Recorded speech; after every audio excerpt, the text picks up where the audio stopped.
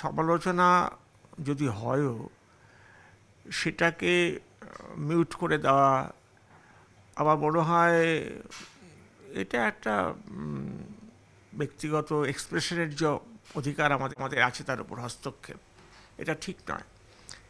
তাছাড়া অমর্ত্য সেন একজন চিন্তাবিদ মানুষ, সারা পৃথিবীর লোক তাকে চেনে, কাজে তিনি কোনো দায়িত্বজ্ঞানহীন মন্তব্য করবেন এটা আমাদের মানা যায় না, আমাদের পক্ষে সম্ভব না মেনে নেওয়া।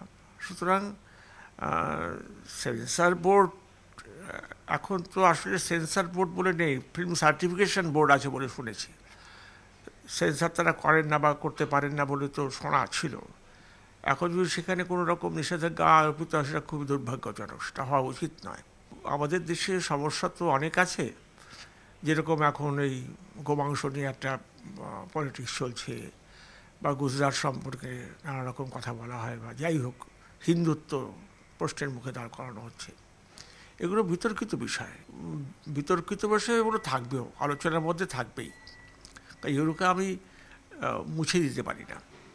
প্রশ্ন যখন আছে তখন প্রশ্ন উত্থাপিত হবে এবং সেটা নিয়ে আমাদের ভাবতে হবে, চিন্তা করতে হবে, সমাধান সূত্র খুঁজতে হবে। সুতরাং এটা পাইকারি হারে সব নিষিদ্ধ করে দেবো, মিউট করে দেবো, মুছে দেবো, এটা হয় না।